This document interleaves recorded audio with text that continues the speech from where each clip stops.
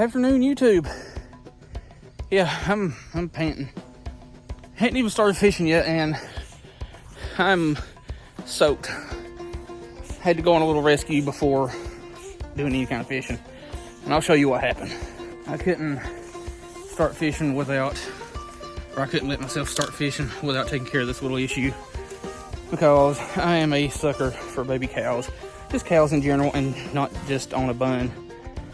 But this is what we had to deal with. Where I'm standing at here is about 6 foot down to the water line. So I had to snake my way down, holding on to these trees here and down into the water. And then waddle all the way over to there in about chest deep water. And that's what I got to rescue. I just couldn't, I could not fish without making sure that little baby cow was safe. Not even mine. None of this is my property. But it's pointless to have let that little calf drown. But it's back up on the bank with Mama. A little bit shook up, a little bit scared, a little bit weak because it was bouncing around, sliding off the bank. But looks to be pretty good, pretty healthy. This calf couldn't be more than just a couple weeks old. But starting to look a little bit better already. It's been back out of the water for probably 20 minutes now. Starting to dry off a little bit. Mama's giving it a bath. Alright, it's been about 35 minutes now. Mama and little Taffy laid down and rested for a minute. She's back up, and calf is laying down getting its energy back. So I'm gonna dry out for a minute and fish on this other side of the creek here and check on our little ones over here before we leave. All right, it's actually the next day and we're below Ocoee 2, just because I got a little bit of a late start and didn't really want to get out in the heat too much. Anyway, something I forgot to mention yesterday is where that little calf was stuck at was pretty shallow, but it was too steep and too slick for it to get out. But yeah, both of them, as far as I know, are safe and sound and healthy. So I didn't record the rescue part of it because I really just didn't think about that part. But I'm sure there's somebody out there somewhere that's like, yeah, you're just getting your shirt wet for attention to say you did something good. Well, you can believe what you want. I know what I did. I really don't care about the false opinions.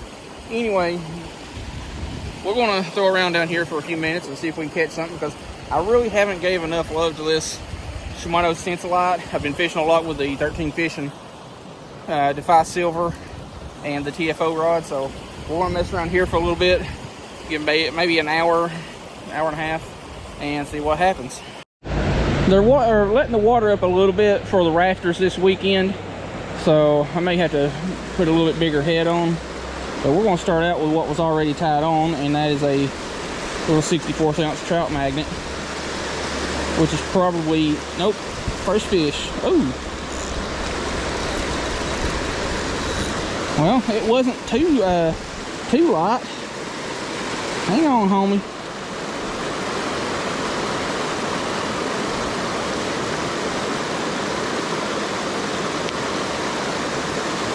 A little spotted bass.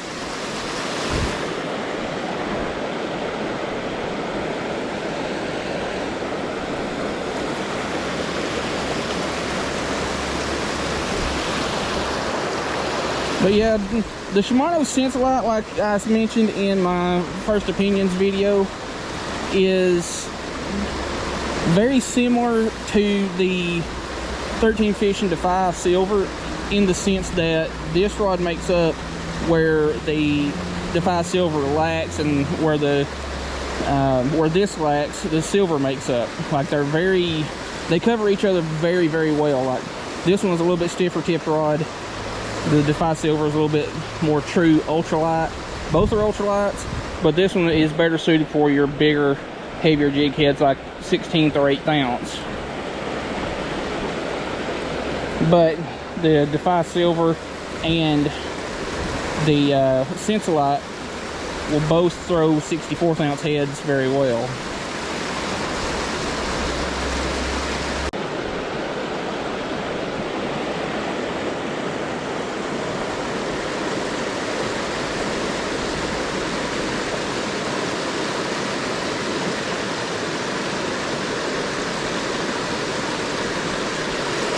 Got it.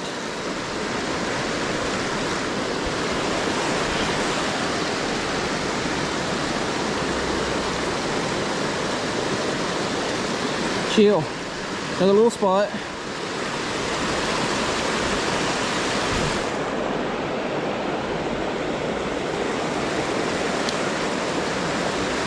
And it wouldn't hurt my feelings if the sun would stay behind that cloud that it's behind right now.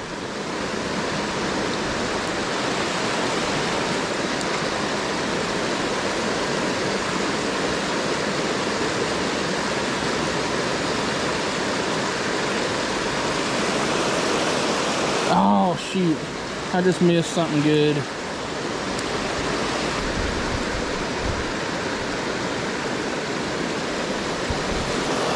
I am 100% gonna have to put a heavier jig head on because, ooh, all this current is just way too much for a 64th ounce head.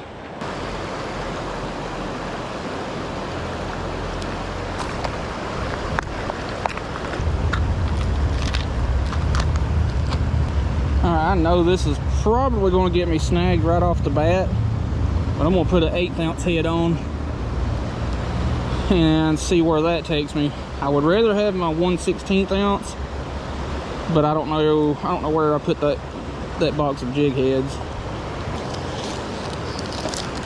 And since it's kind of dirty, we're going to put a 6 cents Pecos swim bait on.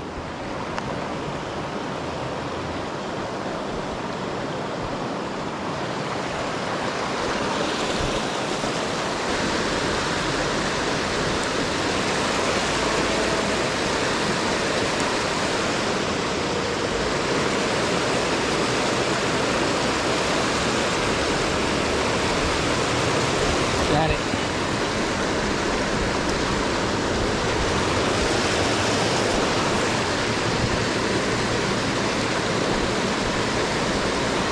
Best of the day so far.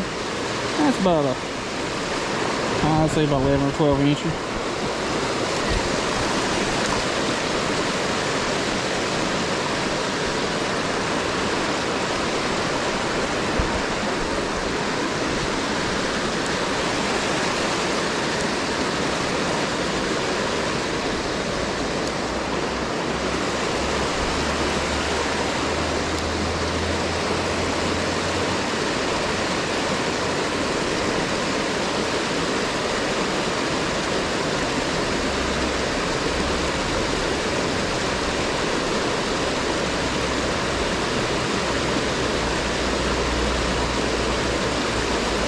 Hey, got another one, finally.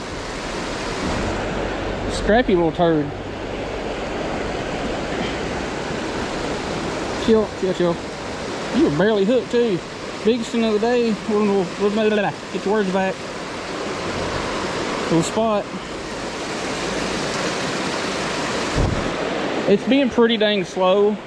Like, I've been here 30 something minutes now and only got the 4 fish.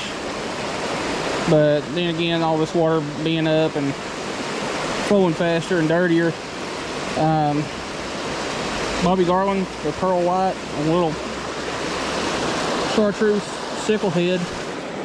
You know, the brighter colors are definitely helping. All right, this is going to be quite a bit shorter video just because fishing's been a little bit rough in the last couple of days. But yeah, the little baby calf was priority. And after that, fish just wasn't biting on the other side of that creek, and they just wasn't biting too well up on the river today. Anyway, I don't really care for making, you know, shorter videos. I like to keep them around that 12 to 14 minute mark because, you know, people are more likely to watch videos of that length. And the other side of it, which is kind of the downside, is that's less ad time, less ad revenue, but at the same time, like I was saying, people are more likely to watch videos in that time span. because it's just a lot more convenient than, say, a 17 to 30 minute video and all that. So anyway, it is what it is. We caught some fish, we saved a cow. Hope you liked the video. Thanks for watching.